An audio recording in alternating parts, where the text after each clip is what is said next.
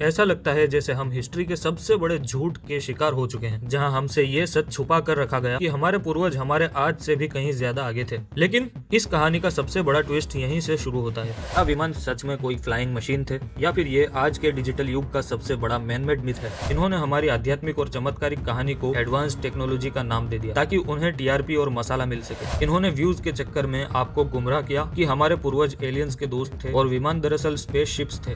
जब आप किसी दिव्य शक्ति को टेक्नोलॉजी कह देते हैं तो आप उनकी पवित्रता को छोटा कर देते हैं। कि प्रोफेट सोलोमन, उनका फ्लाइंग थ्रोन यानी कि उड़ने वाला सिंहासन मशहूर था। यहाँ भी वही एंशिएंट एलियंस के एक्सपर्ट्स कूद पड़े हैं। वो कहते हैं कि वो कोई चमत्कार नहीं था, बल्कि प्रोफेट सोलोमन के पास कोई एंटी ग्रेविटी टेक्नोलॉजी वाला फ्लाइंग मशीन था। देखिए इनकी सोच की हद।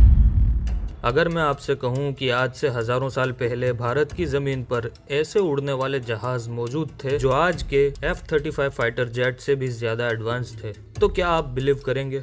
और अगर मैं ये भी कहूं कि इस बात का जिक्र किसी वेस्टर्न कंट्री की कहानी में नहीं, बल्कि सीधे हमारे भारत के प्राचीन वेदों में मौजूद है, ऐसा लगता है जैसे हम हिस्ट्री के सबसे बड़े झूठ के शिकार हो चुके हैं, जहां हमसे ये सच छुपा कर रखा गया कि हमारे पूर्वज हमारे आज से भी कहीं ज्यादा आगे थे। लेकिन इस कहानी का सबसे बड़ा ट्विस्ट यहीं से शुरू होता है। क्या हम सच में एक प्रचंड साइंटिफिक विरासत के वारिस हैं, या फिर ये विमान की एक पूरी कहानी एक ग्लोबल कॉन्स्पिरेसी का हिस्सा है जिसे हमारे आध्यात्मिक विश्वास की बुनियाद पर खड़ा किया गया है? हमारा पहला सवाल यही है, क्या विमान सच में कोई फ्लाइंग मशीन थे, या फिर ये आज के डिजिटल युग का सबसे बड़ा मैनमेड मिथ है?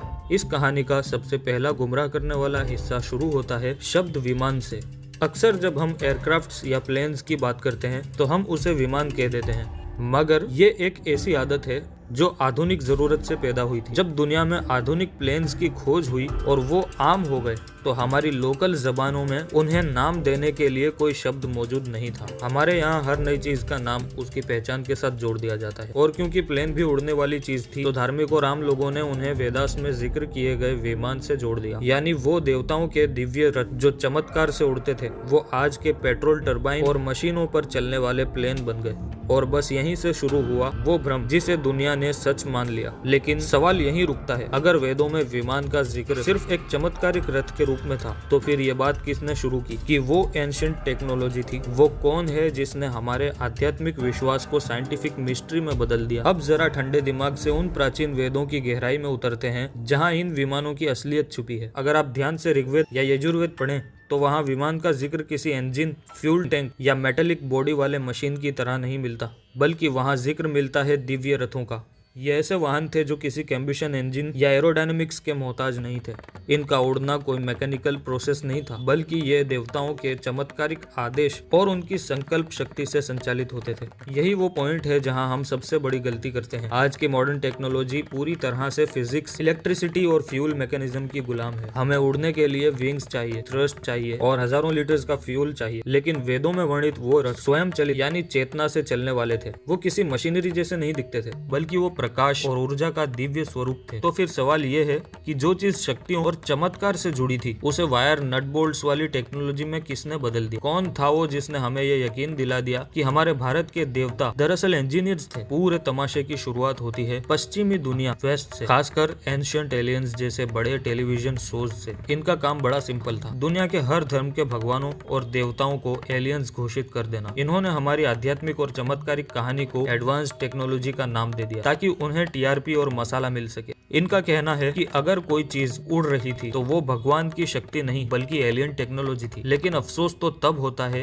कि जब हमारे देश के कुछ मिस्टीरियस कंटेंट बनाने वाले यूट्यूबर्स ने इस कचरे को उठाया और बिना सोचे समझे आपको परोसना शुरू कर दिया। इन्होंने व्यूज के चक्कर में आपको गुमराह किया कि हमारे पूर्वज एलियंस के दोस्त थे और विमान दरअसल स्पेसशिप्स थे।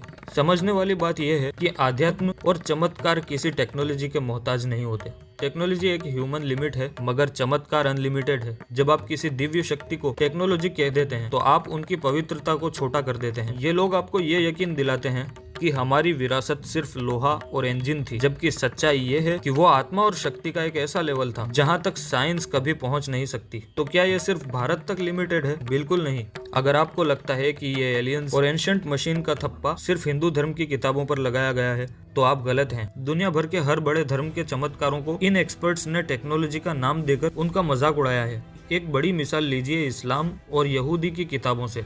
वहाँ जिक्र मिलता है प्रोफेट सोलोमन हजरत सुलेमान अलैहिस्सलाम का, जिनका फ्लाइंग थ्रोन यानी कि उड़ने वाला सिंहासन मशहूर था। कहा जाता है कि हवाएं उनके आदेश पर उस तख्त को उड़ाती थी। अब यहाँ भी वही एंशिएंट एलियंस के एक्सपर्ट्स कूद पड़े हैं। वो कहते हैं कि वो कोई चमत्कार नहीं था, बल्कि प्रोफेट सोलोमन के पास कोई एंटी ग्रेविटी टेक्नोलॉजी वाला फ्लाइंग मशीन था। देखिए इनकी सोच की हद। इनकी नजर में कोई भी पैगंबर, ऋषि या देवता अपने आप में महान नहीं हो सकता जब तक उनके पास कोई गैजेट या मशीन ना हो। ये लोग चमत्कारों को नहीं समझ सकते, और चमत्कार का मतलब ही वो है जो साइंस के कानून, लॉज ऑफ फिजिक्स को तोड़ दे।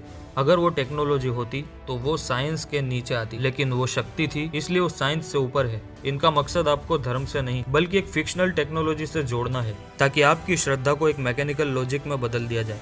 तो अंत में सच्चाई क्या है? क्या हमारे पूर्वज पीछे थे?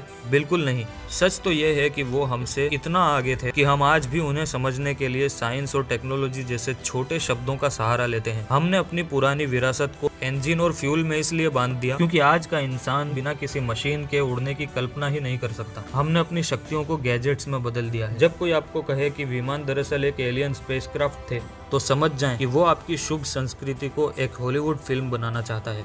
आपके धर्म के ग्रंथों में जो लिखा है वो टेक्नोलॉजी की लिमिट नहीं बल्कि मानव चेतना की पराकाष्ठा थी। साइंस वहाँ खत्म होती है जहाँ से आध्यात्म, स्पिरिचुअलिटी शुरू होती है।